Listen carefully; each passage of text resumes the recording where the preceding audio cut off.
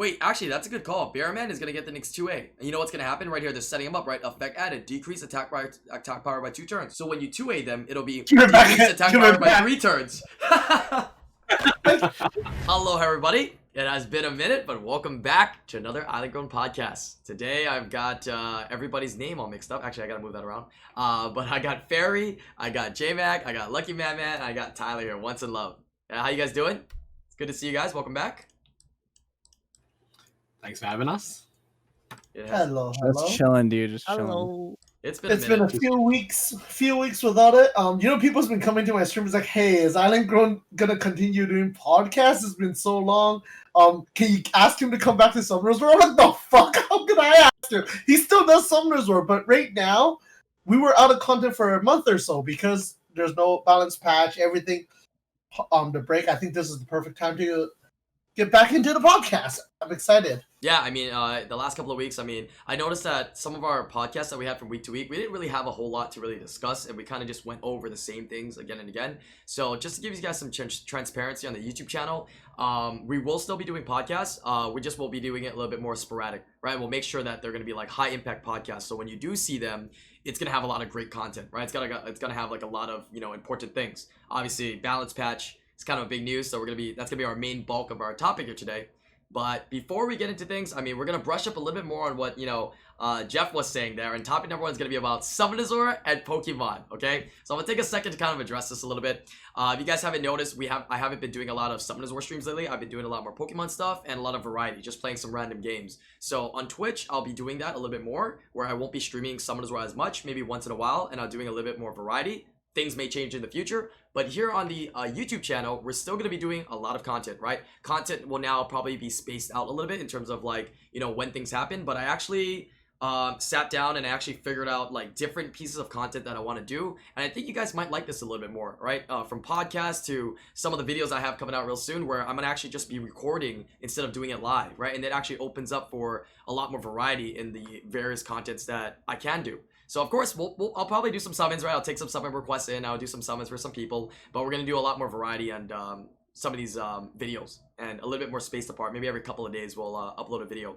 I've been really heavily into Pokemon. If you guys haven't seen below as well on the channel, there's a Pokemon YouTube channel. We started a Pokemon YouTube channel. We've been doing a lot of Pokemon breaks. You've been seeing a lot of, streamers here, just like Jeff, is doing Pokemon. I've seen Lucky in my streams and a lot of Pokemon streams. Tyler's been doing a lot of Pokemon as well. I saw Fairy, you were doing that Vivid Voltage box. You guys are kind of into it. So, yeah, everybody's been enjoying Pokemon. It's kind of like gacha, but IRL feels a little bit better. I don't know what you're talking about. Yeah, I don't right. know No idea what you're talking about. Look behind Tyler. Look behind Look behind both of them. Look at both of them. Look at all those boxes. But yeah, if you guys want to take a moment to kind of maybe talk a little bit about, how Summoners War is going for you, as well as how's Pokemon going as well, because a lot of people think we're quitting Summoners War. I'm not quitting, right? I'm just playing a little bit less. I'm still playing. You're not quitting, there. but I am. Oh, you're quitting? No. Dude, it's like, dude, honestly, we all got the same memo, didn't we? I've really thought about it at times. I'm like, I wonder what life would be like if I just quit Summoners War.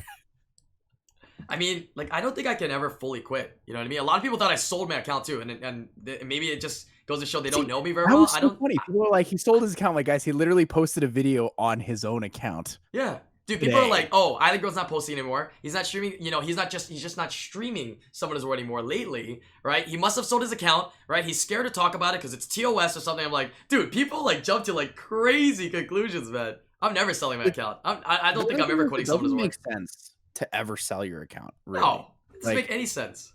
Especially for someone like you or I, where we're not like a top-end G3 account. Like, there's no reason to ever sell your account ever, because you'll never get anything for it that's worth anything. And there's always more value in just coming back to it if you felt like it one day in the future, right? Yeah. So like this concept of everyone always being like, oh, I wonder if they're going to sell their accounts is like, never. It will literally never happen. Like, yeah. I don't know.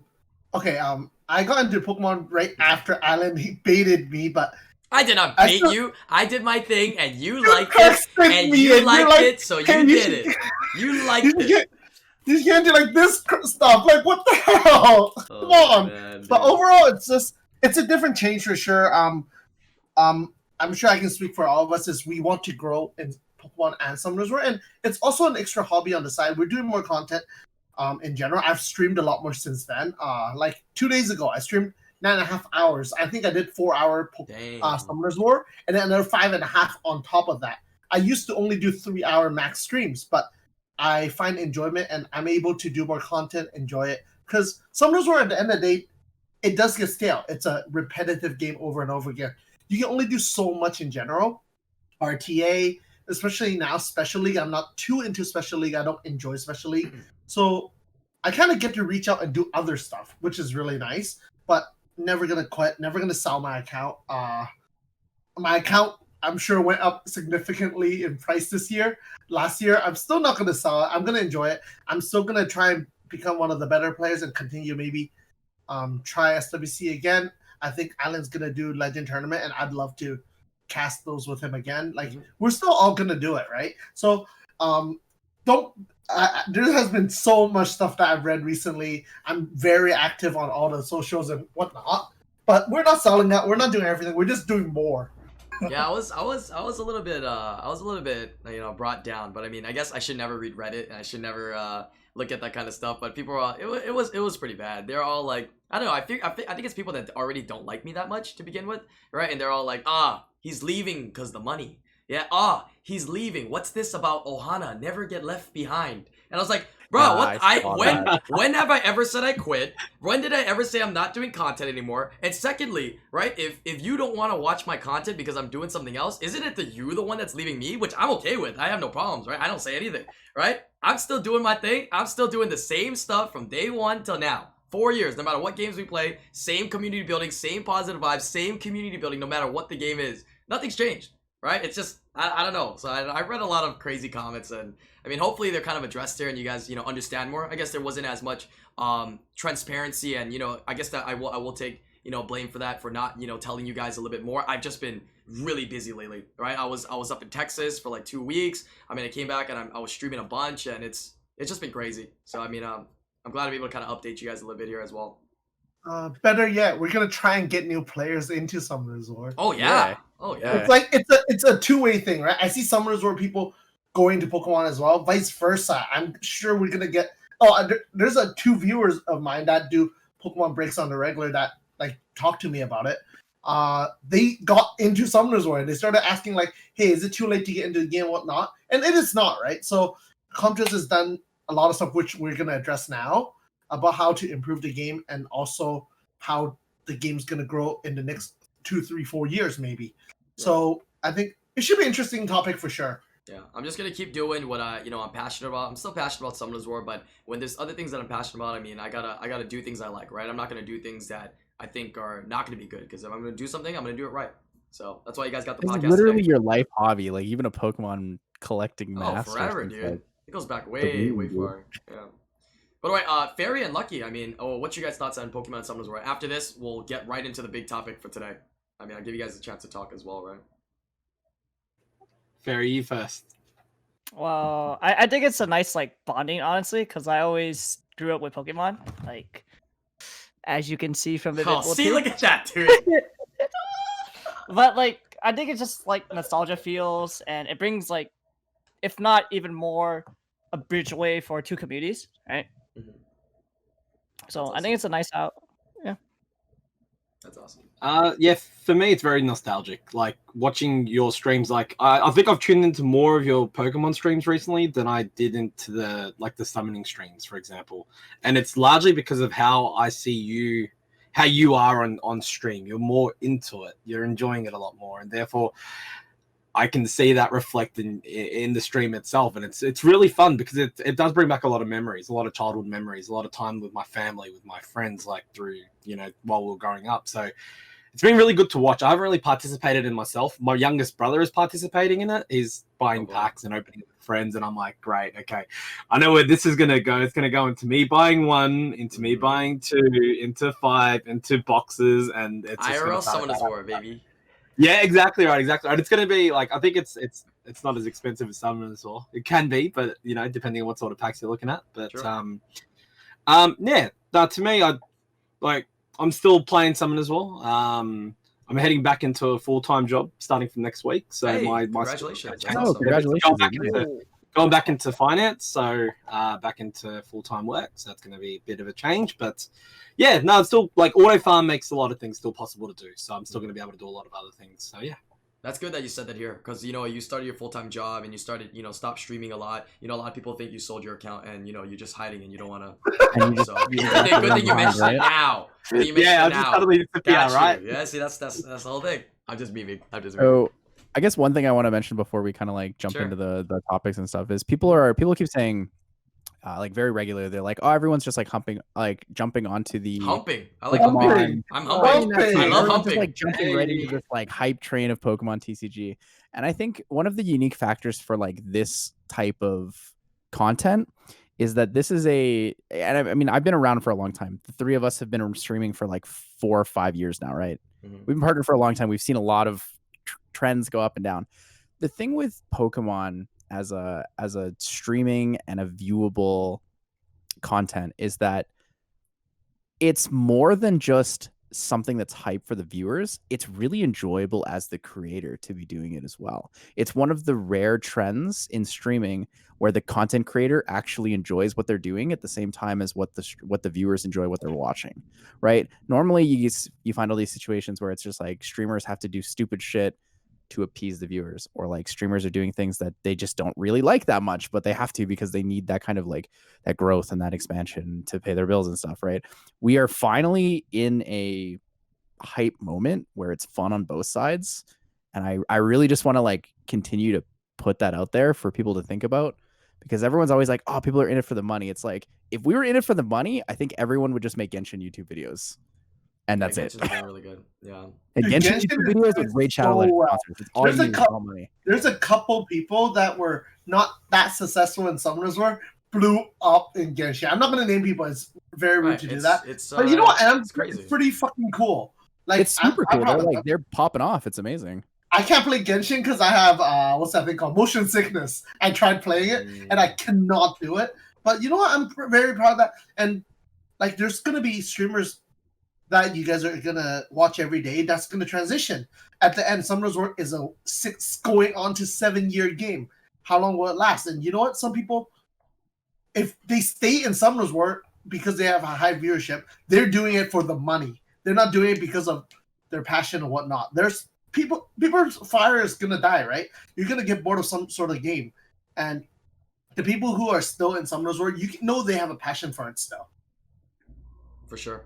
Yeah. Definitely. I mean, I just enjoy what I do, and just to let you guys know out there for the community, if you guys want to stop anytime, you'll notice that no matter what games I'm playing, you're still gonna get the same vibes with me. So if you enjoyed what we've created as a community, through Summoners War, you're definitely gonna enjoy it while we're doing Pokemon as well. So you can stop by and you'll see it's exact same vibes, exact same feels, exact same chilling with me live. Right? And if you're not into that, don't worry. Right? I'm still gonna be coming out with Summoners War content, and I think. Right? Let me know in the comments, though, in the future, right, when these videos come out. I think you might actually like some of these videos. Some of these ideas that I got lined up, they're going to be really fun. They're going to be really entertaining. And, yeah, so I know a lot of you guys are like, oh, IslandGrown, he just does summons, you know what I mean? We've tried to diversify a little bit more, and I think we're at the stage, with this whole change, that it's going to be a lot of diversity. Because I'm not obviously not doing as many summons anymore. So, should be exciting. Very exciting. All right, well, let's go ahead and hop into the topic that we have here today. It's a big one, and we're going to kind of go over it step by step. I wanted to do a thorough balance patch analysis.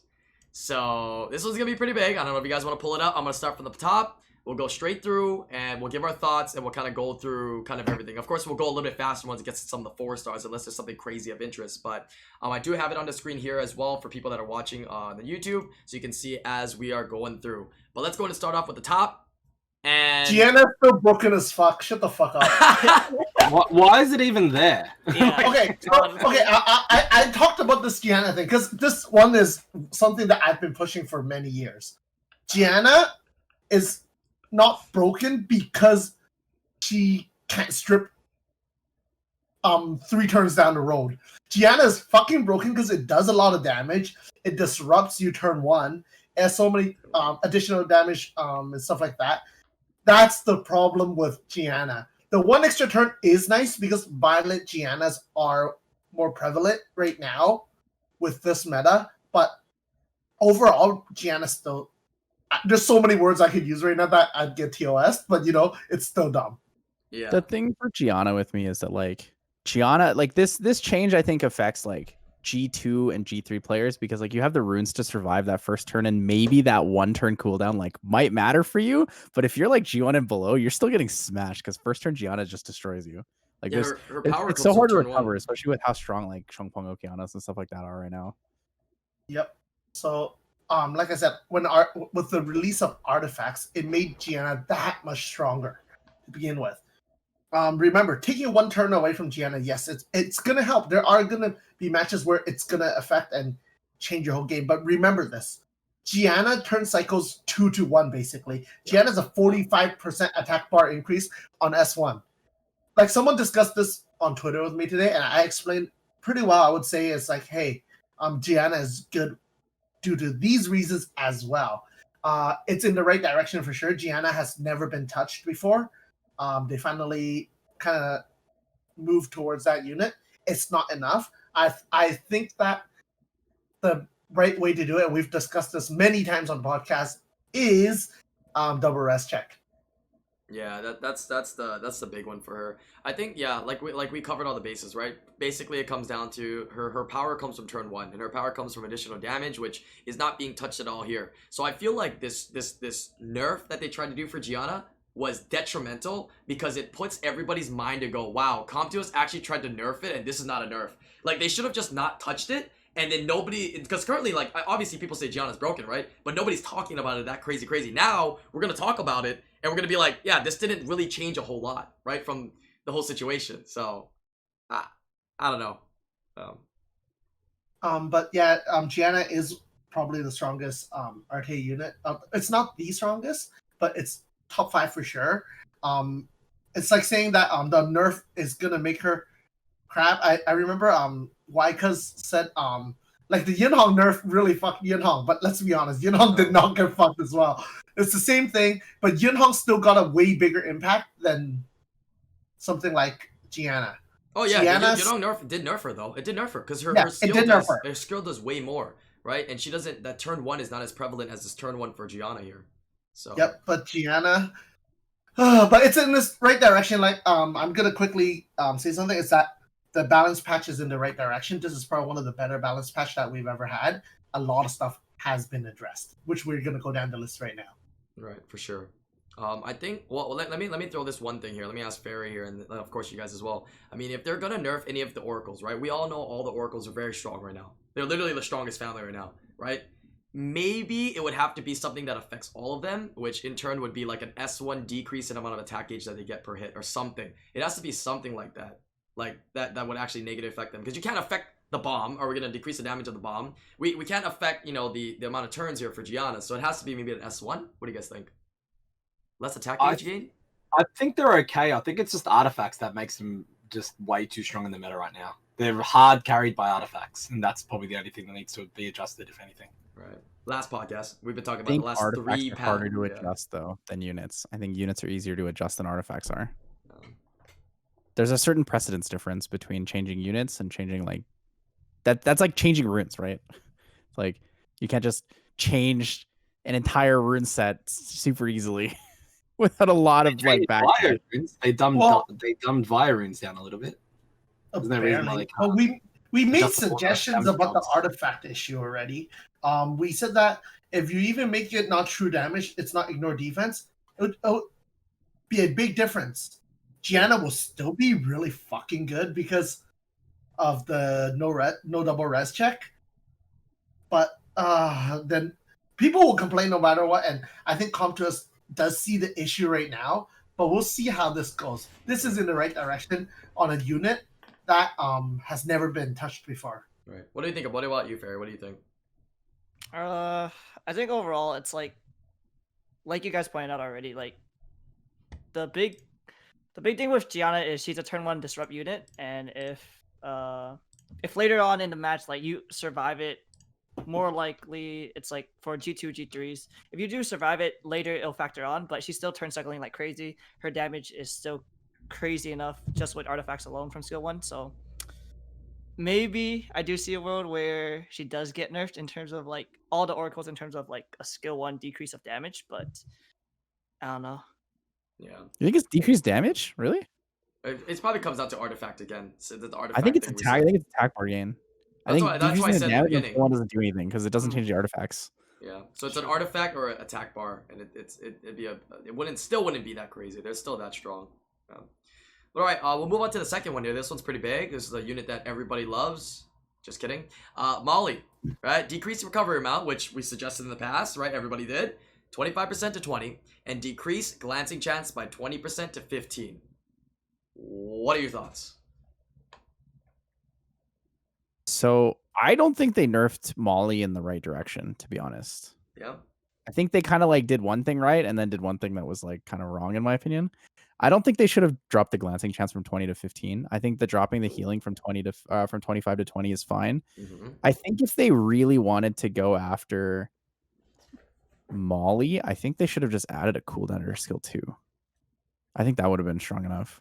Because like the frustrating part about Molly is if she procs, like suddenly you're cleansing like every other turn. Really? Right? I think the most frustrating thing about Molly is that when you're setting up and statistically you're playing your matches, you're trying to land debuffs like defense break and stuff, and this glancing is cucking you. So I think that by having this actually decrease from 20 to 15 is actually pretty solid. I think it actually could be pretty solid in the long term. I just think it's too much. You think it's too much? Okay, that's what I'm. Okay, I didn't know you were saying that. Okay. I always thought that Molly wasn't that bad in RTA unless it procs like hell, right? I think this is a siege nerf. This is not a RTA nerf. This is a siege defense nerf for Nat 4 towers. Okay. Which multiple units that are paired with her also got nerfed in siege. So the siege meta is about to change greatly. Interesting. Fair. Because Nat 4 towers. How many units you have are able to deal that amount of damage to counter, right? So I personally think it's a siege nerf, which I think is the right direction as well. Right. Yeah, I think they've done it quite well. I think it's the right direction. It's similar to, so I view this nerf similar to like when they dumbed down Feng Yan a little bit. You know when Feng Yan had the attack bar reduction? Like, sorry, you know when he gets the attack bar gain, they reduced the amount of attack bar. Yeah. So I'm viewing it that way. They boosted up the heal by a significant amount, then they kind of brought back the glancing as well a little bit. And that's why I'm viewing this as well. I'm thinking it's a step in the right direction. I guess you have to wait and see how it plays out, see how much of an actual impact the reduction of the glancing actually is. Are we going to feel it, or is it going to be something we're just like, okay, no, it still feels the same? I think naturally in our head, we're probably going to say it still feels the same, but I think you're not going to feel it. 5% that it's not something you can tangibly see and count. Like you're not going to pay enough attention to count 5% difference. It's the same thing with violent procs, right? You're not going to tangibly count a 5% violent proc difference every single turn. Right. How about you, Ferry? You're going to notice it when it's like an extreme amount or when it just doesn't exist. And that's it. Fair. Like, I do think this is more of a siege nerf than RTA, if anything. Right, like we'll probably still see the solid like Xingje, maybe not Vigor anymore as often in RTA, but we'll get to that later. Mm-hmm. But it's like more of a nerf to those slower turn 2 comps, those relying on Molly procs, those kind of comps. Right. Yeah. The more I think about it, I think Jeff and Ferry, you guys are right. I think it's a big siege nerf, right? So it's a little bit less frustrating in siege to go up against this, and AI, it's a little bit better. Because I think RTA, if she's still going to be pretty much as strong in the positions that she's moving and she's interacting and doing things in RTA anyways. And like what Tyler said, right? It's not going to be tangible. You're not going to really feel it. Molly's still going to feel like Molly, to be honest. Right? Every proc, everything's just going to feel the same. So, yeah. So we'll see what else they do to Molly, right? Or maybe it's enough. Who knows? It's a light touch. A little light tap to it, right? All right, so you're talking about the werewolf here. I'll let you start on this one. Ferry, what do you think? Right? They nerfed it from 4 turns to 5 turns. You don't get your 3-turn defense break as often. What are your thoughts? Rip my second Vigor that I just built for siege, man. I mean, he'll have like kind of 1 dead turn now because it takes a little bit, or he takes an additional turn to get back his skill 3 now, right? So heal block skill 1 is more beneficial, but this might hurt, or this will hurt more siege. I think you'll see him in RTA less, but not that much. Like it's just a slight. I wouldn't say any change to RTA. Yeah, honestly. 3-turn. Do you guys still see Vigors a lot? Do you guys still see Vigor a lot? I don't. I don't see that much. Yeah, a fair bit, yeah. Time to time. Time to time. I guess in the rank that I am, yeah. No, I think it's just that On range, you see a lot of Wind Monkey, King Molly, Vigor. A lot of it. Yeah. When then like picks are flexible like Veligil and shit. it's just I just run them over usually with damage, right? So, but for my comp right now that I'm using like something like Han or something like that, it's very hard to bring a Vigor or Molly into me. I line up enough damage; it's usually okay. I have been fucked by a Xingzi Molly Vigor in Tony Star or whatever, but it's a lot stronger in Tony Star. Right. But like I said, siege defenses. I was gonna build a third Vigor. Let's just say that. I'm glad I did not. I do have a second one, full scaled as well. It's still gonna be good for offenses. Just defenses, just change things differently. Right. That's fair. I mean, I don't think. what do you think it's a good I enough don't nerf? Go ahead. Sorry. No, sorry. I was just gonna say I don't think it changes too much. I just think people need to invest in actually skilling up his skill 3 now. Before there used to be like no overlap with the armor break, 3-turn cooldown, 3-turn armor break, right? Now you'll have that 1-turn gap if you skill it up, and I think I think they could have done that 2 ways to do the Vigor nerf. I think it was either reduce the armor break to a 2-turn armor break, but they decided to keep it 3-turn but extend the cooldown, which is the ways I was thinking they could nerf him. And I think that means that you just have to invest Devilmon into his 3rd skill if you still wanted to use him in the way that we're using him right now. Okay, that's fair. That's fair. If they changed him to a 2-turn defense break, he would be useless. Like, he would actually just be really, really bad. 3-turn defense break is like what 3-turn debuffs are really strong in RTA because you can't proc out of them, right? You can't just initially proc out of it. That's why that pressure comes in so much heavier. If you change that to 2-turn, like there's just no point. And then in Siege, it's even worse because in Siege, it's like you can proc twice, so you actually can proc out of that. Right. Okay. So interesting changes to 2 units, Molly and Vigor, that we know are very prominent in a lot of areas of the game. So we'll see how that comes into play when this hits. Next unit here is the Blade Dancer and Chun-Li Light. What is this change? Is this really a crazy change? I'm not too. I don't want one anymore. Yeah. What did it just? Does it do like less damage now? Or It just does less damage. It's that simple. It was doing way too much damage because it was hitting like a truck. Like people had like not that okay, good so rune ones. Go ahead. Does it actually do less damage overall? Because it says the max increased amount of damage doesn't change, which makes me think that the amount of damage doesn't change, but the requirements change. Correct. You need more speed gap now. Yeah. Before, I think you only needed to be 100 speed higher. Yeah. It was 50% damage for every 25 speed you were faster. Yeah. So do you know what they're breaking it down to, or like? No, we don't know. We But don't know. Insider info. We don't know. I'm guessing 50%. No idea. But I'm Sorry, assuming what 50. was that, Jeff? I'm assuming 50. That's my assumption. 50% increase, which is huge, right? It's a lot harder to hit that cap. Yeah. But it was way too easy to run back then. Honestly, it was way too easy. Yeah. Just rune. It's all rune requirement, right? Do you think they're just going to increase the speed requirement to make the full 200% damage bonus? Yeah, I think so. How much do you That's think what they're it going looks to increase it by? Because right now it's 100 speed. So do you think it's going to be like 150 or like Yeah, that's 200? why I said 50%. 50%. Oh, so okay, increase the total amount by 50. Okay, I get it. I get what you're Which saying is now. huge, right?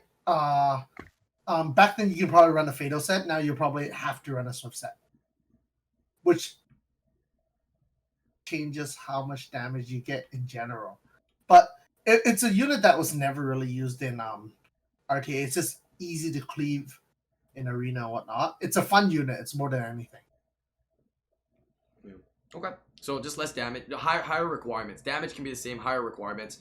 Endgame players, they probably can still reach it, but they're gonna have to it's gonna be a lot tougher to rune it up. That's all. Okay. So you can expect less damage output on your average runes that you're gonna be plugging onto these Chun-Li's Blade Dancers. Fair enough. Next one's kind of brief, but what are your thoughts on Arc Master Light? Right, increased damage by 32%. Final touch. This is 3rd skill, right? Because this could be, an interesting unit. It's been out for a while, right? It takes people a long time before they can summon it, get them Devilmon. So maybe some people got them out there that they can do some fun cleaves with. I know there's some cleavers out there, and this kind of runs through everything, right? So the issue that was he didn't do enough damage before. We did some tests with him before. He didn't do enough damage. I think he does enough damage now. What do you think? Yeah. Should be. I think so. It's I that think he'll simple. kill things now. He's gonna pop off. He Yeah. finally gets a chance. Back then, you couldn't kill a bird. Yeah. You couldn't kill anything. You couldn't kill Yeah. a Perno with like 400 base defense. Yep. So that's definitely a unit to look out for. I mean, especially with similar units like his brother. I mean, unless, you know, we gotta go more down, but I mean, like his brother and stuff. So very interesting to see some setups and how people utilize him. I want to see people utilize him, right? If he's broken, okay, so be it, right? It's in a cleave comp, right? It's counterable. We'll see, right? They can tweak it down later, but gives him a chance. We got his brother here, who's been, you know, buffed last time. So let's see what they change this time. So when enemies remove beneficial effects, all harmful effects granted on allies will be removed. Change to when enemies remove beneficial effects of allies, the attack bar of allies with removed beneficial effects will be increased by 25% to 10%. What are your thoughts about this? And what does this particularly mean? For You, this change? you read it wrong. It's actually effect added and then also a Yeah, change. they added this effect. There's a difference. There's a big difference. Oh, I thought they changed added it. it. No. Oh, they I was added super that in. confused. Yes. Yeah. Sorry, I was used to effect and then effect change. You know what I'm saying? How they used to do it? I know what you mean. Wait, that sounds It's, even better it's then. broken. It's Huge. it's a huge unit in RTA next season. So fuck you, Gianna's. I hope everybody has one. It's a Gianna it- counter. It messes up a lot of things, a lot of strippers. Anything Yep. like Geminis, Chung Pang. Claras, Champang, you know, Ethna even. Like Everything that's not Chu. big units. It messes up everything. Yeah. It's good against everything except for Chu, Yes. which is honestly pretty nice. You have an option for that now. Not necessarily though. Do you remember Chiu can glance on a water unit and he'll still cut. If you They might not push back. if you strip a buff though, like the attack bar reduction from the buff strip is not. It's like a Gianna check. It just immediately goes through. So You I'm can, not glance, like you can glance the hit afterwards that reduces more, but it's different. so you reduce less like you gain less attack bar, right? That's the main thing. Yeah, you gain because 10% Chi will push us back 25%. more. But even if it's at 10%, I think like it's a turn one unit, right? You're trying to counter turn one. You're still gonna be full attack bar anyways. So I think it's still fine, especially if it glances. I'm not 100% sure. It's not a full counter to Chiwu, but overall every other stripper, yes. Oh, so it's a cleanse. It strips you. You get gauge and you cleanse. Yes. Yeah. It's Ooh. it's Picture a Gianna gross summoning you unit. with critical error, and then suddenly it's gone. What You're the? cleansed. Wait, that's actually kind of crazy though. So that's gonna be a good counter unit. I mean, this is what we kind of hope that his passive would be, because if you think about it, he doesn't really do anything else. Did they change his skill 2, skill 1? Like, I literally think he doesn't do anything else, dude. Like, you just counterpick this and he just stands there. He's not like Josephine, right? He's got that great passive counter stuff, and then, you know, strip S2 and stuff like that. That's more like what is the S2 of the water one? Is it like a bad strip stun, or is it a bad stun, or what is it? Glance, right? Strip Strip glance. glance. But it's Yeah, really no, bad, armor, right? right? Bad consistency, Yeah. I think, right? Yeah. It's 75% chance for glancing and strip. If we're Okay, talking that's- about Water Arm Master, right? Okay, not bad then, I guess. All right, so but all right, so this I mean, is gonna be interesting. it's like Chung Pong without the defense break. Yeah, basically. Yeah, but I like the defense break better. But yeah, okay. Yeah. It's gonna be huge. I'm gonna use it against Gianna's. That's all I'm gonna say. Yeah, okay. Right, so people have a little bit more viable counters to Gianna I'm now. gonna I watch don't a know, lot more of JMax answers. streams now to see if this thing works. Yeah, I have one full skilled. very nice, very nice. Okay, so this is definitely a unit to look out for then. Water Art Master as counterplay units. That's gonna be interesting. I like that. I guess let's dive into dragons. This is very interesting. Water dragon. So finally, right? If you guys don't know, dragons have never had anything on their skill 1s. Right, one of the few units to not have anything happen in their skill 1s. The benefit was that their skill 1s were one of the highest multiplier skill 1s in the game, which doesn't mean a lot, but it was cool. Right, now they have a little bit of effects. Right, inflict damage in proportion to attack changes to inflict damage in proportion to attack and defense. This is for Varad. Right, Zaros damage increases by 10% for each harmful effect granted on the enemy. Right, this is just skill 1s. This is just more damage. Wind Dragon, inflict damage proportionate to attack and speed. Right, Light Dragon, damage proportionate to max HP and attack. So it's a little bit more scaling, I guess. Right, and Dark Dragon is damage increases by 20% when the attack lands as a critical. So it's basically kind of overall shifting in more damage for S1. Is that what? That's Yep. pretty much it, right? Yep. So basically, for RTA, Chimera has more damage. That's the main thing. Yup. Yeah. That whole thing. And It's not like Chimera doesn't Light do Dragon enough damage. actually does more damage now too. Yeah, Zera. Scary. They gave him a lot of damage. 18% is pretty significant. Like that thing hits pretty hard anyways. Oh yeah, let me add that in as well. Light Dragon, Armageddon, increased damage by 18%. Yep. Maybe some cleaves with that. That was nice. That'd be nice. That's a lot of damage because it already hit pretty hard. But I think what it did is it allowed people. The hardest thing about ruining him was it needed a lot of stats, right? It needed a lot of HP, and then if you wanted to tune it, you needed to still have decent speed. So you needed to kind of find the right medium. But what this now allows you to do is be able to maybe relieve some of that HP pressure and get more speed on him as well. Right. Okay, so overall, some changes. So that's nice. All right, very, very good. Step in the right direction. What's that? So they listen to your podcast. They always listen to our podcast. They listen to all of us, dude. It's great. How long? Yeah, skill 1 buff. I mean, we did say, right? I mean, hopefully some big changes at the end of the year. This is typically standard for Contours to start shifting the meta beginning of the first 2 quarters, and then boom, end of the year, it's always like different. Same but different year to year for SWC. So these are some of the shifts that they're implementing here, which is nice. Right, we'll see how this comes into play. This extra damage can actually yield a lot, right? Even in like some PvE content and stuff. I don't know, if using your dragons in arena like Xyros and stuff. Some changes, right? It's kind of beneficial. Sorry, let me interrupt. What Josh is saying is when enemies remove benefit effect, all effects granted on allies will be removed. He's trying to say that there's the change of the passive. What? So what is it again? We're talking about the Water Art Master, right? What is he trying to clarify? So we get it. The change is only to half of the passive. What was it before? I'll go read it. Wait, what? Is he on his I'm computer? confused what he's talking about, but I'll read it to check. 1 second. Is he on his computer? He wants to just hop in? I mean, I don't care. He's probably playing TFT. Josh in a while. I haven't seen him in a while too. Yeah, I haven't talked to him in a while. So what is he? He's saying that it's only just half of this? It's half of the effect?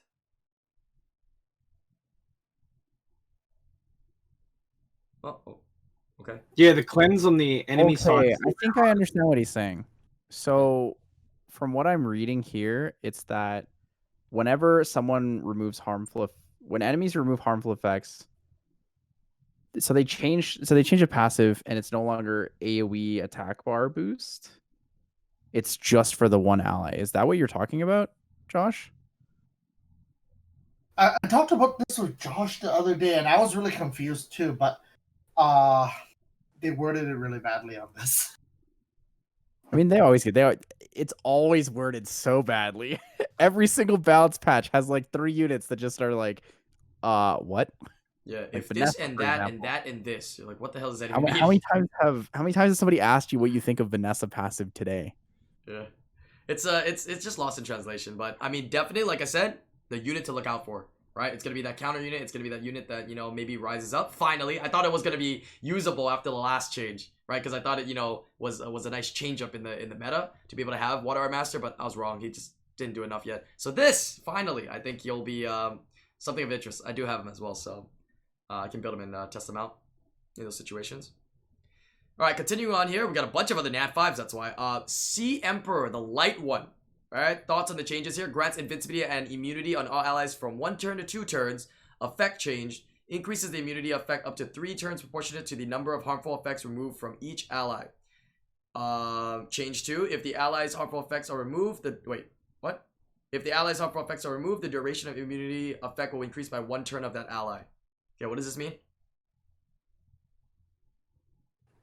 That the initial starting buff is now 2 turns, and then you can stack it up to 3. Irrespective of how many debuffs there are. Invincibility and immunity on everybody. For 2 turns, and then that becomes, I think it extends only the immunity by 1 extra turn, irrespective of how many debuffs. That's the way I read it. So it goes to, at most, 2 turn invincibility, 3 turn immunity. And doesn't this skill also cleanse, or no? I think it does. I thought this one was a cleansing one, wasn't it? It does cleanse, yeah. So Holy Ground cleanse. So that's the only thing I'm missing from this, right? It's a cleanse, and instead of 1 turn immunity invincibility, it's 2, and now it has the option to have 3 E-turns immunity, right? Because I was gonna say 2 turn invincibility, isn't that like what is Chloe? Like what does Chloe do again? It's a glorified Chloe with speed Right. lead back then with Right. the cleanse. Right. Right. So is this That's impactful enough? invincibility. Is this good? Is this new? What do you think? He's 2-turn invincibility now is better. Hmm. Okay, so what Josh was saying is the part of Haegang's passive that's old is when enemies remove harmful effects, the attack bar of all allies will be increased by 25%, which is Juno counter.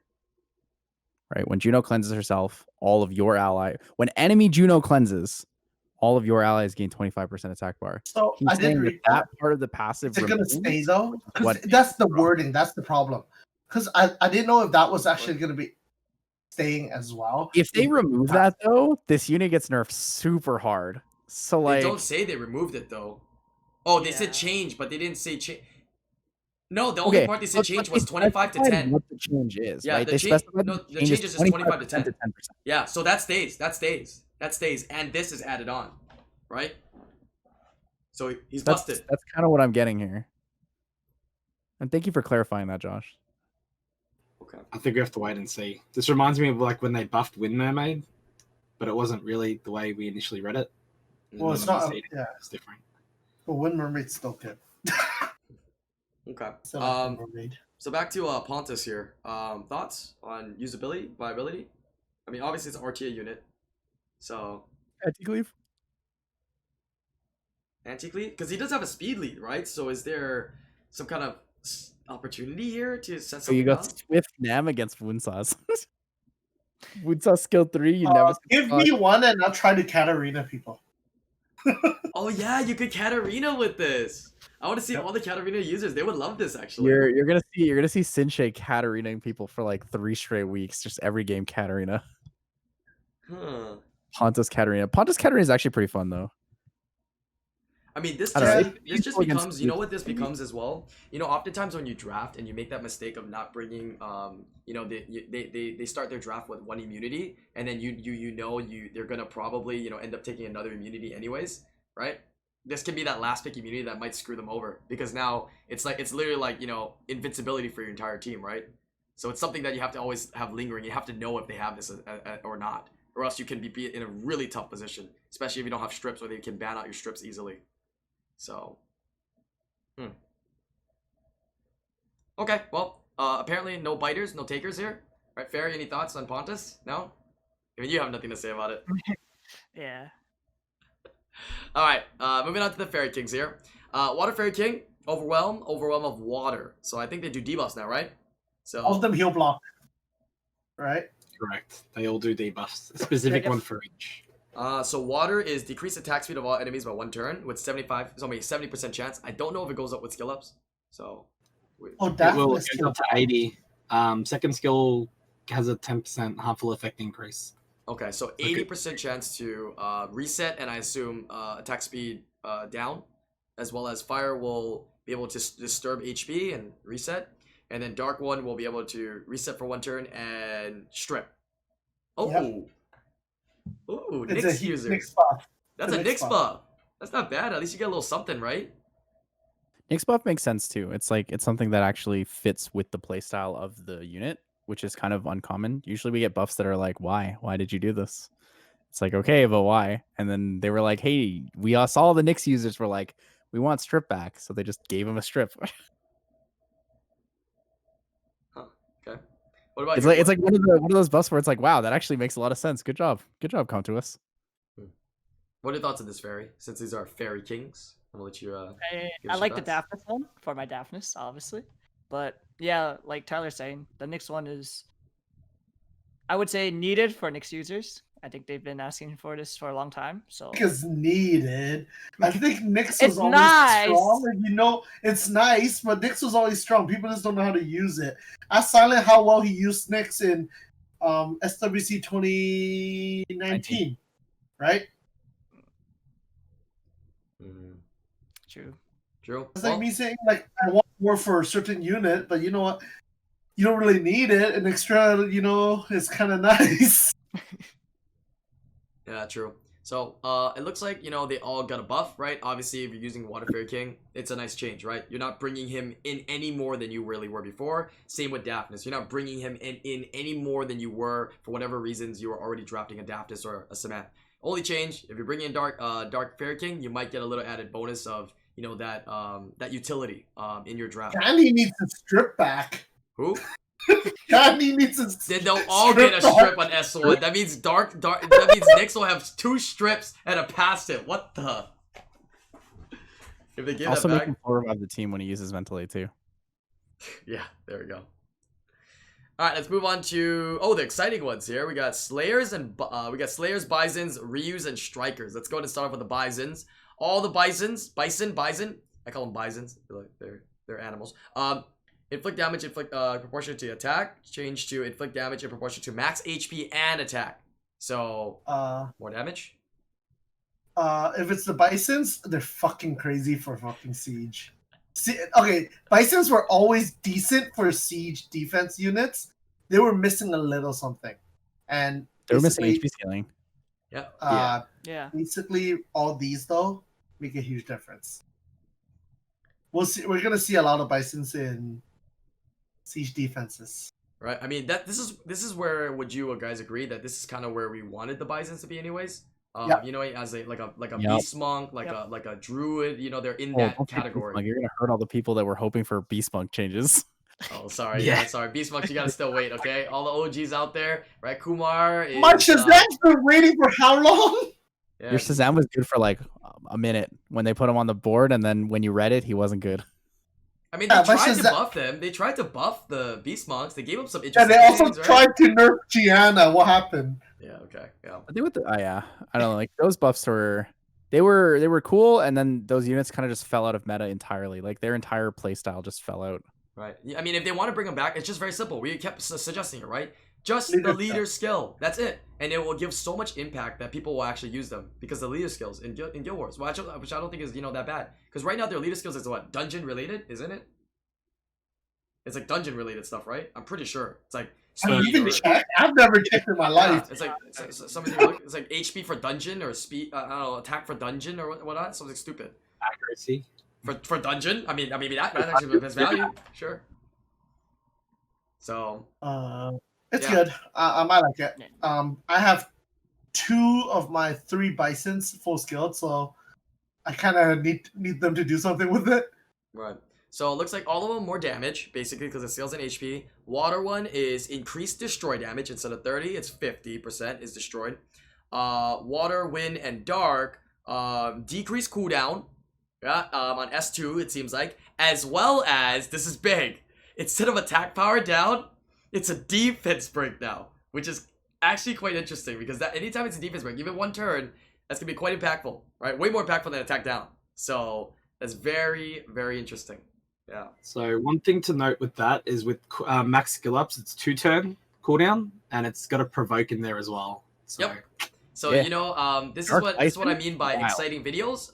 One of my videos that I actually recorded before this balance patch was announced was, if you guys don't know, I got my second LD 5, and it is a Dark Bison, and he was Brian's the pretty reason they got fun. buffed. I knew it. He was pretty fun to make a video already. With these changes, dude, I can just see like crazy stuff, right? Because you can now Dark Bison, from what I'm understanding, is such a strong single target like control unit. It's kind of weird, single target control, because you can manipulate and provoke based upon the attack gauge of your opponent. So I can literally provoke, and if I proc or something like that, I can S2 defense break and know that guy's gonna hit me, giving me another turn additionally, and I just set myself up to kill a defense broken unit. You know what I mean? So I think this is gonna be interesting. Why do you care? You sold your Yesterday- account. You couldn't. Yesterday, I never sold my account, bro. What the fuck, man? I never sold my account. What do you mean sell my account, bro? I'm never selling my account. yesterday, Callahan sent me a video of him using Nyx and Nyx Dark Bison, and he full provoked the team for 1 or 2 turns every single turn Wait, after the first rotation. wait. With Nyx on field, doesn't that mean you 2-turn provoke? 2-turn provoke, yeah. It's 2-turn gross. provoke. I need a Nyx. I need a Nyx. It's pretty nuts. Dude. I'll send you the replay. It's pretty funny. Yeah, I actually want to see that. So that's big. Defense break, like I said, that's gonna be very big. That's gonna be very big. Wind Bison looks sick as fuck. Wind Bison change was effect added, right? Set back all the enemy's target's skills to max cooldown. Will be applied after removing the target's beneficial effect. So it's a single target strip with a reset that guarantees to do it after the strip. Huh. I mean, just for the basis of Siege and Guild Wars, that's already strong. Like, that's big control, you know what I mean? It's a strip reset. That's big control. Huh. I think it's single target reset, right? It is. Target Yes, reset. Single target strip reset. That's pretty fair. I don't know. Do you guys think that's fair? Do you guys think that's like I don't know, overpowered? Jeff's smiling, so there's some kind of like big, like 5-hit I mean, strategy that he's it's thought good. of. It's You know what I good. I mean? think it's good, but I also think it's fair, right? Like I don't think it's like this is the most broken thing in the entire world. It's good. Like it's not, it's See, not look, getting look, look, broken, look, you look. know? Love the unit. According to what my thoughts are, and think about this. What was a similar unit that does that as well? A strip Cichlid? to a yep, but there's no armor break. But Cichlid's faster too. Cichlid's 110 base speed. Yeah, these things are like 5. It's more like Bison's are segment. 98. More like Garbage. segment third, right? Except Yeah, not way more like segment's 99. Yeah. Oh yeah, it is I mean, like it's segments there. pretty cool though. Like that plus the HP scaling is pretty nice, and their base stat distribution is really good. Oh, interesting. Okay. The segment steals it. It's a little different as well, but it's a good overall. I love the update. If everything goes accordingly, have fun fighting 5 towers of those in Siege. Yo, real talk though, Yeah. Wind Bison has a really cool animation. I don't know if you guys have seen it. It's pretty cool. Like They're all the all Bisons, cool. their skill 3 animations are sick. They're all cool. Yeah, I don't even know what the Slayer animations look like because I haven't even seen them or used them. Right? It's only Bisons that I've seen. Which, I mean, that's great if you have it, right? It's a nice perk if you had it. Dude, I still can't believe it, man. I'm gonna take this time just to flex here. I got a Dark Bison, dude. Like, I could have summoned a Dark Slayer, but it's not. It was one Street Fighter scroll weeks after the event, and it was a Dark like, bro, does that not blow your mind or what? That still blows my mind up to right now, dude. Are like, you happier now Rip, that you Rip have Tyler. or would you prefer or would you prefer the Dark Striker, the Ryu? I like the Bison. I like the Street Fighter units. You know what I mean? And it makes it feel exclusive. You know, it's kind of like I have this and you don't. Okay, it's toxic, but it's true. You know, you want things that you can't get, and then when you get it, you don't want anybody to get it. You know what I mean? And that's exactly what I got, dude. You can never get Dark Bison again, right? That's so cool. I got 3 fire Ryus, but didn't get a water Ryu. But I ended up getting a water Striker. after, and I wish there was a Ryu. Mm-hmm. Well, I don't know why I You have got the Lugia, right? what. Was it the same day that you guys pulled the Lugia on Miss Kip stream? No, was it? Maybe I forget. That's crazy. I think it might have been the same day. 'Cause I did a Summoners War stream when I was up there. Yep. And I pulled it when I was in Texas. I pulled the Dark Ryu when I was in Texas. That was crazy. That house Dead. is lucky, dude. That house is Dark no more. Bison, you didn't pull a Ryu, What? right? Do you pull Ryu? You mean Bison, right? Bison, yeah. I put a Yeah. Dark Bison. Yeah. I don't know. This is just my opinion. I think there's going to be a second wave of Street Fighter units. I don't doubt it, right? There's so many other ones on the roster that they didn't do, and if they Give if me they an already- Akuma. I really want I want Akuma, Akuma as well. please. Yeah. Yes, yes. Cammy. Yeah. Cammy's cool. Yeah. I mean, they already like set up the establishment foundation of a business contract between each other and borrowing the IP and using the IP. That it's just, you know, easy to do it again. I think it was successful. I mean, I think they made a ton of money, didn't they? I hope they did. I mean, I think they did, right? So I mean, they probably gonna do it again, right? It's a marketing strategy, right? Just the numbers make sense. Man, they could do so many cool stuff. They It killed doesn't. one of the best IPs out there. It doesn't make sense not to have Akuma in the first place, and even if they're not going to do a second run, it doesn't make sense for them not to put it in the first run. That's how I feel. So, please. Or they can just collab with Please. Pokemon, right? They can collab with Pokemon, and then we can have Pokemon in the game. Haha. Right? Yeah. Oh, the island will never quit. We know this. No, and I'll just be like, aha. No, you know what will happen? If Comtuous does a collaboration with Pokemon, this is the next Reddit thread. IslandGrown works for Comtuous. He knew that they were going to do that, right? So why he's doing Pokemon. It's because he knew, right? 6 months ahead. Yeah, there's just some way they can twist it on me. Some way, somehow. Alright, anyways, let's move on to the Ryus here. Increased damage. right? That's a big part. Increased damage. Yep. And then Wind Ryu here. Increase the total damage by 19%. Greatly increase the damage of the last attack. Effect added. Triple combos cooldown time won't occur if the attack stops in the middle before the finishing strike. Deafness. We tried it. The biggest issue was what they addressed, and they brought it back. So it's gonna be a wind deafness. I hope it's gonna be good. I don't have one. I'm gonna go grab one.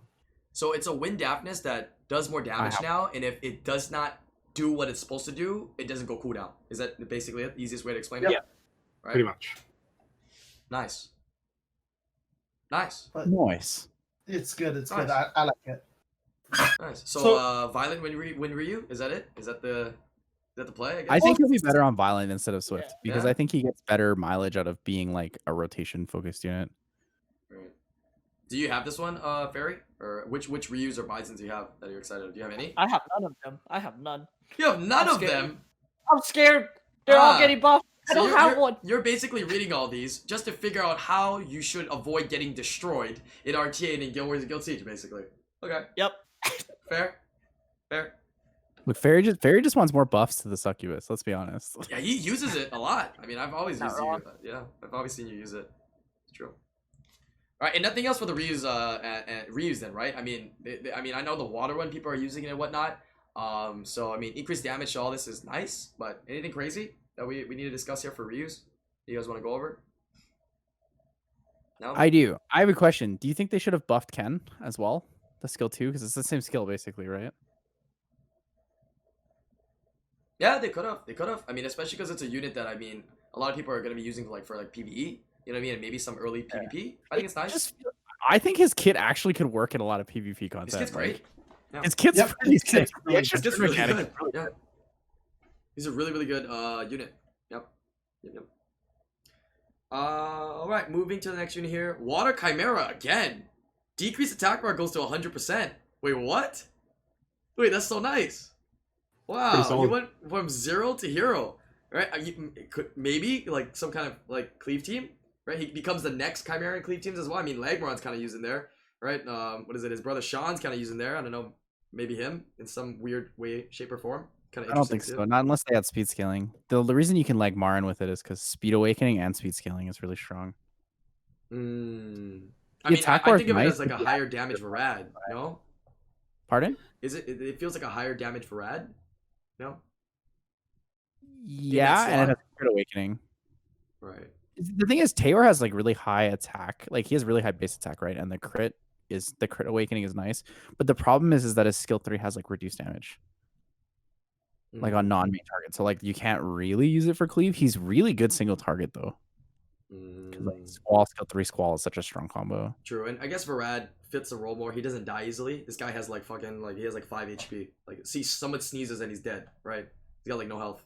So, but the trade-off is a lot of attack. But the scaling doesn't really match with crush for the cleave. So okay, fair enough. But I think PvE it also content goes is to better. show, though, 'cause you compared him to Varad, and I think Varad is really weak right now. So I think that kind of goes to show that like Taylor's still not that strong. Right. I mean, just that slot. I was just talking about that slot in particular, where somebody would use a Varad when they did before. Right? And Varad would still do the job better, technically, is basically what it comes down to. So it doesn't even have that chance, in my opinion. I think he's a lot better now for like a siege offense unit to be able to like push back an entire team while still nuking a target, and then he'll effectively cycle into a squall. So you can still use him in like a Galentiana tail comp, for example. But the issue before was, I think it still may be an issue. Like the 50% attack bar reduction used to still allow people to cut in between. But I think he'll be more used for siege. I don't see him replacing a unit like Poseidon for RTA. Poseidon, because he doesn't glance, means he's going to get a lot more usage. So yeah, I don't see Tail really making an entry to RTA just yet. I don't know if that's enough of a change to make him go into RTA. Yeah, that's true. Actually, that's a really good comparison. Like, Poseidon literally has better stats and does the job better. I think he does more damage too. More consistency. He just doesn't have that, single target S2. That's all. That's true. That's a good comparison. Poseidon has no glancing, not true. Yeah, that's a big part about him. It's a really good part about him. And speed scaling. Yeah, that's true. And speed scaling is very, very true. Yeah. All right, moving on here. Looks like we have Vanessa.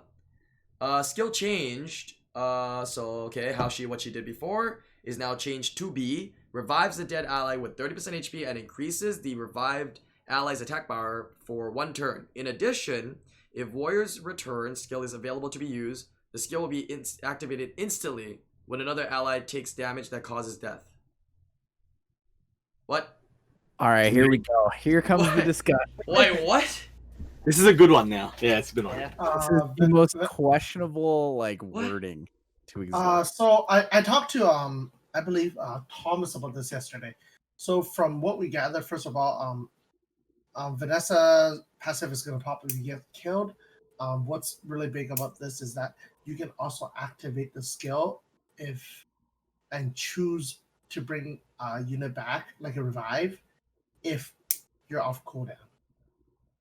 Yeah, so that's how I interpret it as well. It's basically the passive has become an active skill that has a built-in passive but doesn't count as a passive. Wait, did they just literally like revert Put the her and old- then made her old- change? From it. They so reverted it's her. combining And then, the old Vanessa into the new Vanessa as well. Like not new anymore, but it's It does combining fine. the two Vanessas that were old and before, old and what we have They today now. combined the Vanessas. So you can also activate res if the cooldown pops back up. It's Right. huge. right, that can be big, but that timing can be controlled by your opponent a little bit more. You know what I mean? Like the situation is still going to be in your opponent's hand. I mean, it's controlled just the same.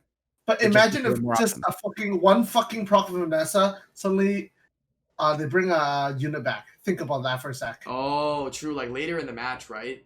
Yeah, and Vanessa's oh. yeah. Yeah, it's a big change. Now, Ah, when your Vanessa revives the Triana who has passive available. No, this is what's gonna happen. This is it. This is how they're buffing the artifact. I figured it out. Okay? So what's gonna happen is the opponent's gonna move, right? Then it's gonna be Vanessa's turn next, right? And she's gonna be able to move and proc into that third skill. She's gonna revive a unit, and that unit, it gets crazy. Here again. Has attack gauge artifacts.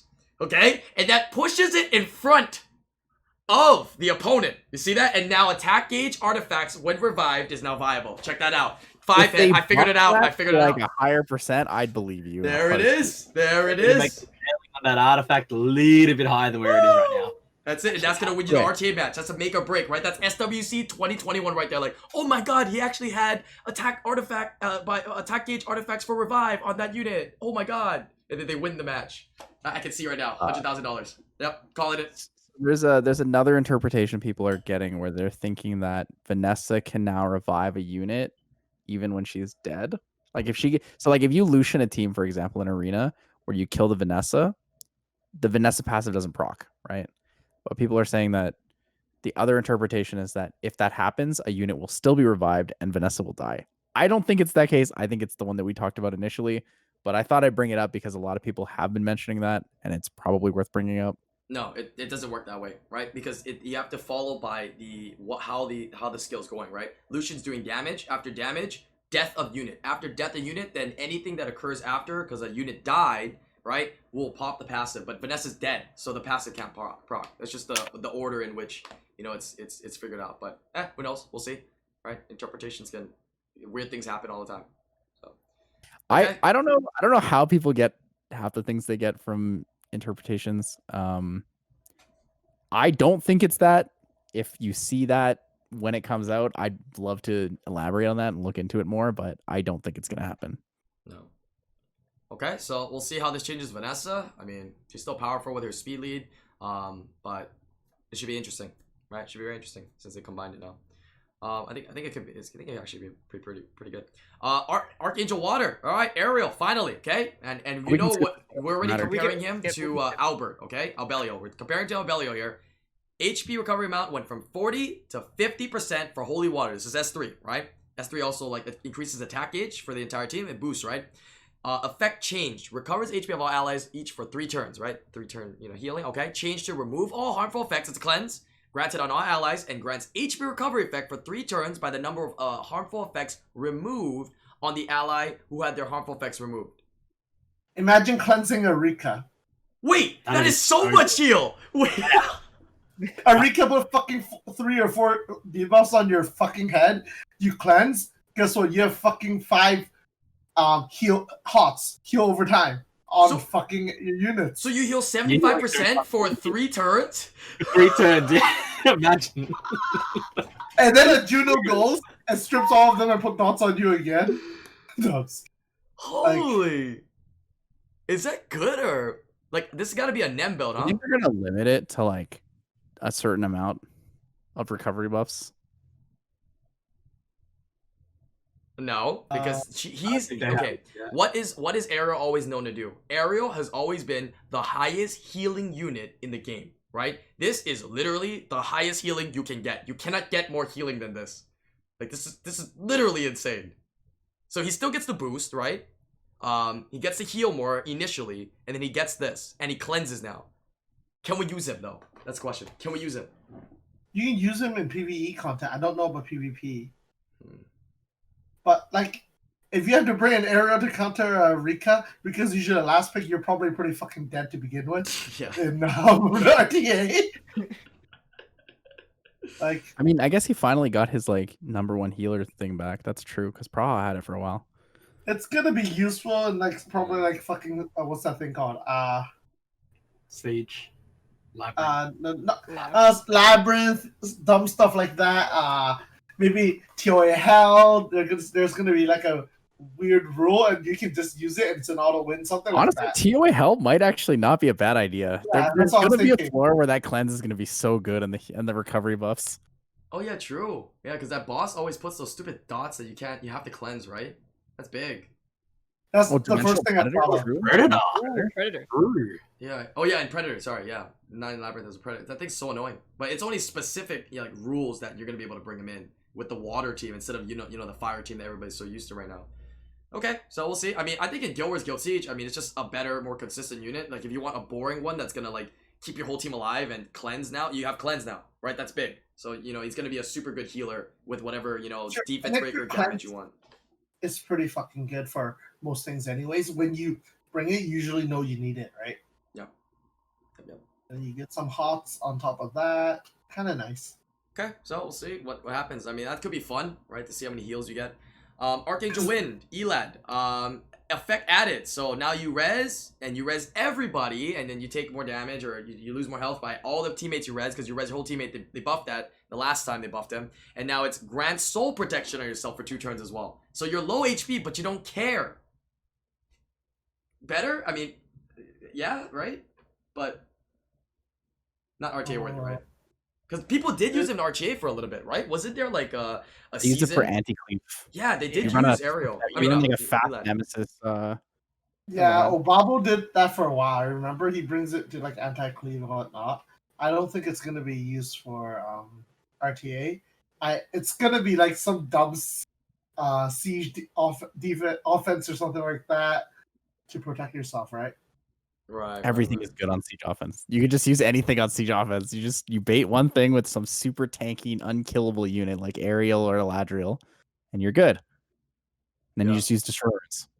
Right. I mean, Which everyone apparently Elad was gets. everybody's favorite one, right? Elad, Fangyan against Pernas and all those fire units. So it just makes him better in the slot. So better in slot, but not better in anywhere new is fair to say for him.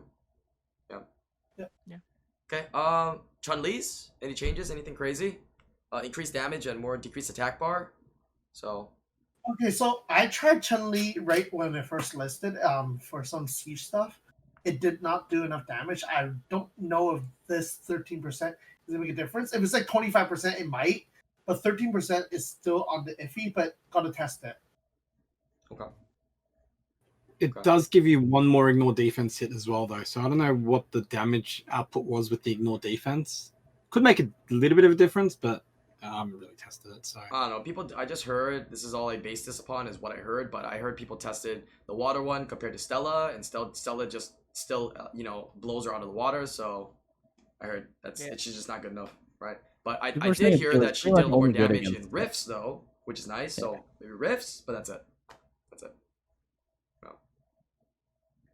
All right. Pretty much. Dawson's. Anything of interest? water, Yeah. water Okay. one. Why is that? So the water one now, if it doesn't get attacked, it gets another turn instantly. Okay, so that's one thing looking at the passive. So if you read into the water one, when it gets a passive, when the passive is activated, he also gets increased damage. The skill 2 is a 2-turn armor break that goes down to 2 turns, like a 2-turn cooldown. So if you don't get attacked, you can go second skill into first skill with him now at a boosted damage rate. Oh, and it's guaranteed, right? So maybe like a rage build can be kind of fun, right? Because you guarantee a turn kind of thing. Yeah, Oh. pretty much. I think you can. What I have in mind, I'm just trying to think like this violent. Like if you proc, does that mean the passive activates again? And do you get another turn immediately as well? That's what I'm trying to think in my head. Is that how that's going to work? That interaction. Has anyone tested the water dowsum out to see if that violent proc would work with the passive? Nope. Nope, but I have a 6-star one. I will check after the patch hits. I'll do it for you. I 6-starred every Dowsum on the day I got them. Hey, when you get 70 of them, right? You get free skill ups. Why not? Why not skill them up, right? Yeah, skill up light, dark, water, fire. I did every one of them, so I'll test them, play with them for fun, but it'll probably be useless.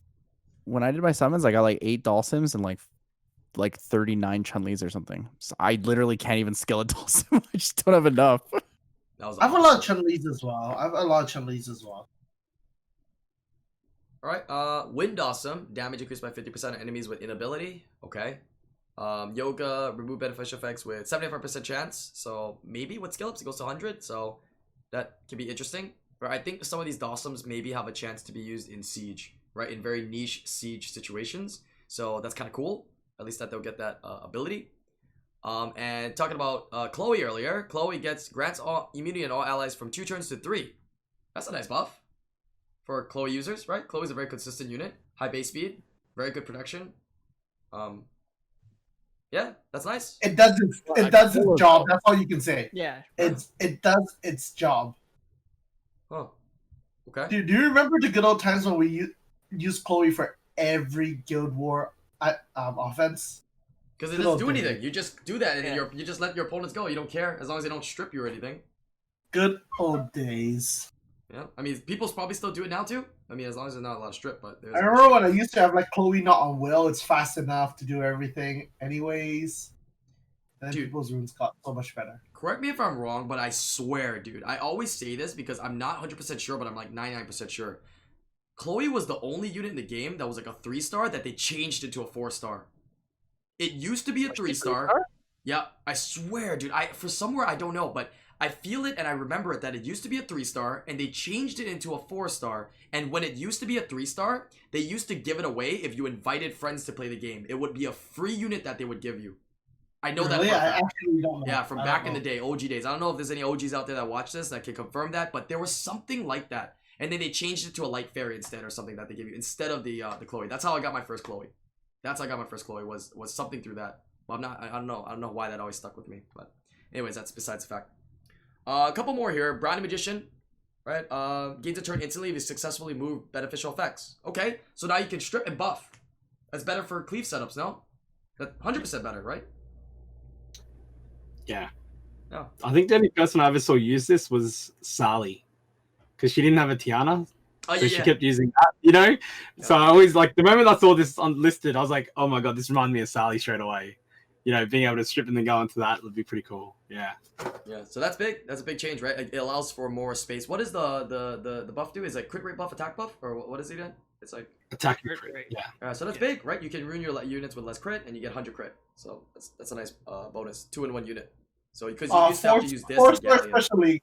4-star special league. Oh yeah, 4-star special league. And can you stun? Can you stun too on S3?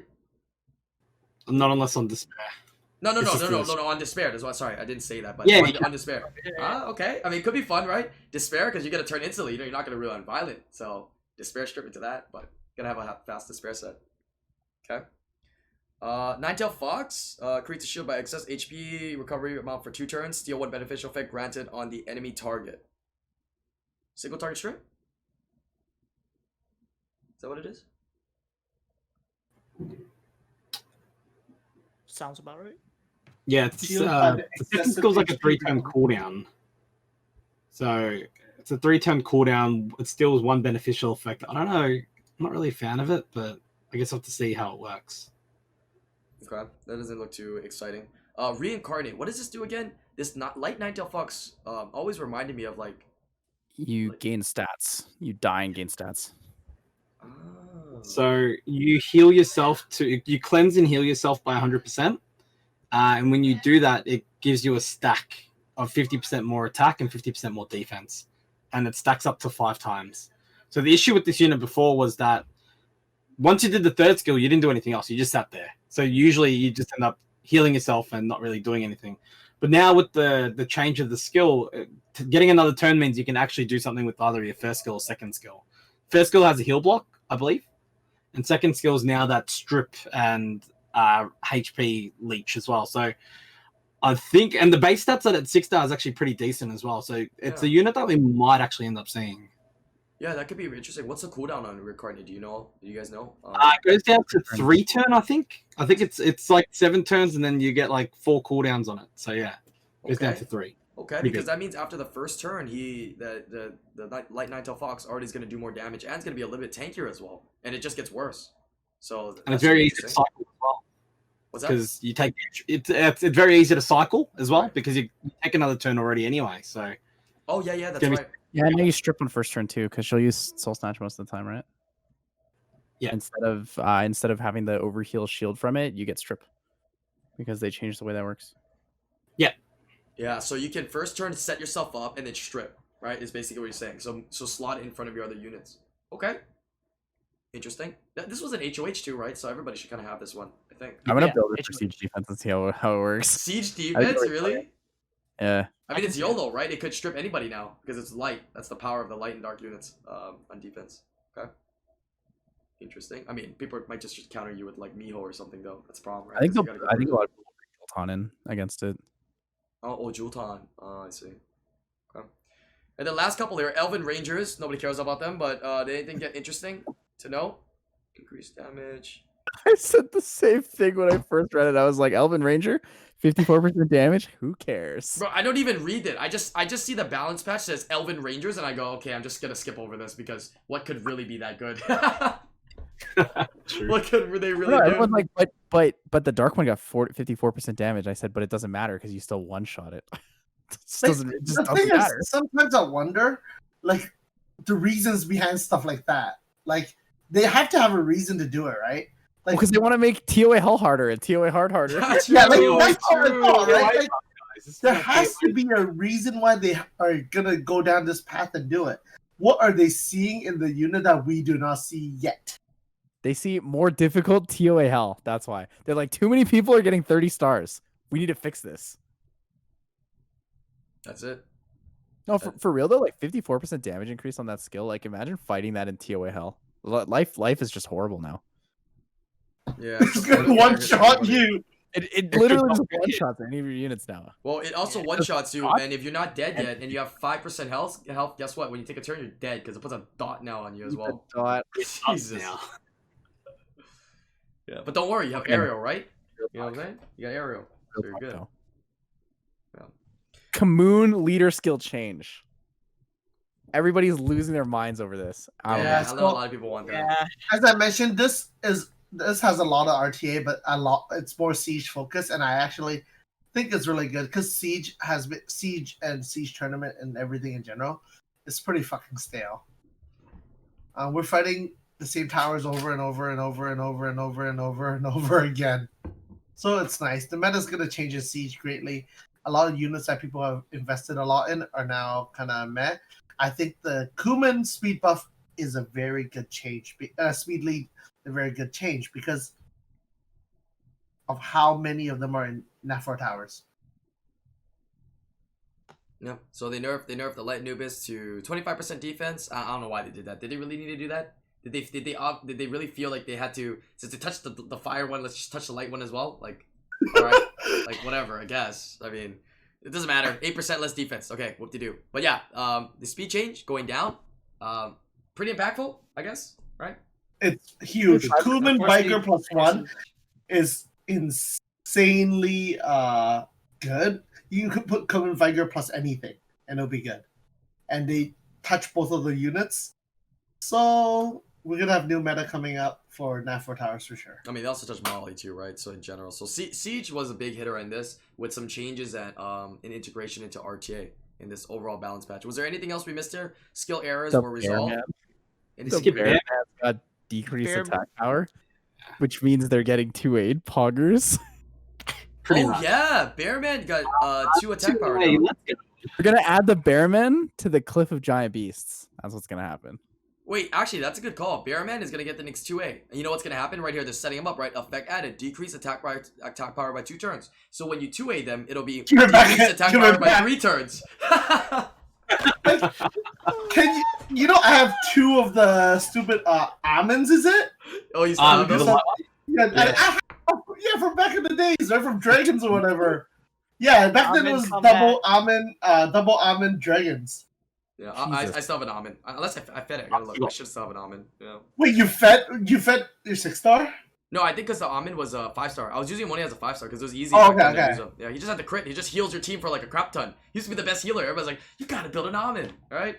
Nowadays, everybody got an almond. Good old days. They went pop heal, pop heal. It was fun. Yep. It was a fun unit. Yep. I like bringing that shit back. Should be interesting. Like I said, there has to be a reason they do this Bearman. They actually fucking decreased the attack power for 2 turn added, right? So they're trying to add more to the kit in general. So what are they doing? All right. Well, overall thoughts to wrap it up here of the balance patch. Fairy, what are your thoughts overall? What are you most excited about? I think they did a good job with this balance patch, listening to the community, touching RTA meta without really like touching it too much as well. But a lot of siege changes incoming, so I'm looking forward to that. Fair. How about you, Lucky? What are your thoughts? I think it's definitely what the siege environment needed. We've been seeing the same things over and over and over and over and over again every single siege, so it's going to have a big part to play. Excited to see what it does when it actually gets implemented. Yeah, I'm just excited to see some sort of change in siege because it hasn't changed in such a long time. So yeah. True. How about you, J-Mac? What are your thoughts? Huge on siege. Gianna still needs to get nerfed more, but it is the right direction. Fuck Gianna.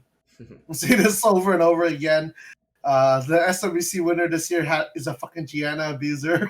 You know, there's so much to say. Gianna's such a fucking broken unit, but it's in the right direction.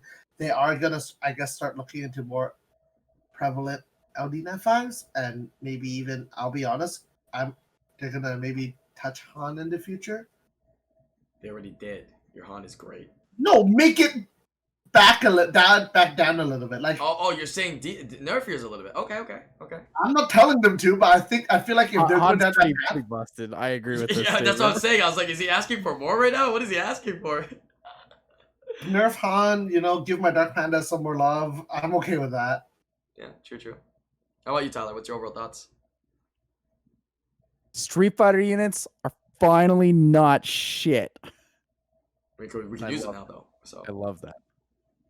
No, I'm just really excited. There's a lot of cool stuff. I'm excited to see how Haegong plays in the meta. I'm excited to see how people utilize the Bisons, specifically the wind one is what I'm most interested in. The dark one I know is gonna be fucking crazy. just like knowing what he can do already, and then knowing that he's gonna get a defense break and HP scaling is disgusting and scary. And I mean, I like knowing that you're going to make really cool YouTube videos out of it, but I also hate knowing that I'm probably going to get clapped in one of those videos at some point. All I'm going to say is, Comters doesn't listen. They don't care about the money. Blah, blah, blah. Like, I think they're trying so fucking hard right now, more than ever, because the game is hitting a 7-year. Comters doesn't care about us. They decided to release a transcendent 7-year fucking event, 5 months in advance? So far in advance, yeah. They're like so scared that you guys are gonna quit now in January, February. They're like, let's give them everything now. If I give them a transcendent screw, they have to stay, right? I think a big thing for them as well is like they realize the impact of the world still, like with COVID and with like people starting to kind of return back to work and stuff. Some people like having to work through COVID. I think they're also giving people a lot of opportunity to continue to play the game and to want to log in daily. They're trying to give us reasons to like have a little bit of structure in our life, even if it's video games that has that structure in our life. If you're anything like me, you're somebody who's like very kind of like you do something and you just do a lot of it. It's like if there's no structure, then I lose track of it, right? Logging into Summoners War every day. I mean, this is the same reason why I stream every single day, right? Because if I don't have that structure, like I will forget about the game and never come back to it. So having like that login every day for the event for 3 months, like I think it's a pretty neat marketing tactic, but it's also like not necessarily predatory in a sense. They are giving us so much for free, right? Another thing is we did talk about this, and Island didn't get a chance to look into this. Was the RTA changes that was announced with the Death Notes. Go ahead. There's tons of new rewards that are going to come into RTA, so there's going to be a lot more new players. And a big issue that RTA had, and we felt that they had issues with, was not many people playing. But I think they are really trying that, and maybe they were listening to the podcast, and that's why they did it. But they are going to make an RTA change. There's going to be LD scrolls. There's going to be... There we go. What else is going to be there? Pieces? Legendary pieces. Legendary pieces. There's point system is also changing, which is pretty fucking huge, right? So I hope many people will play RTA now, and it changes the issues that we had. And also, I can finally flex this. Oh, it came in. Nice. Hey. Oh. Zoom in that cam. Zoom in that cam. Let's see. Damn, dude. That's a good looking It's map. heavy. It's beautiful. Damn. How many packs so I can get one of those? You're on your own, dude. It's so pretty, right? It's actually really pretty. That's Yeah. It's beautiful. like put out for a while, yeah. But I'm really happy. I got this. It's gonna be with me for the rest of my life. That's awesome, man. Along with those RTA changes, something that's really important that we've been talking about for a long time is getting RTA glory for the end of the season rewards, and also having season-based achievements. So that way it doesn't feel like you have to like you only have to play the last week, right? You know, I in the past had talked about having like first time achievement rewards, where it's like if you hit a rank, you get a reward in the season, or like your highest rank in the season is a separate reward from where you finish in the season. So now we kind of have like a little bit of both. So there's going to be these achievements every season where it's like once you reach this rank, you get these points. And it's nice because it allows people to purchase things from the store that they want to, and they've also made the store cheaper.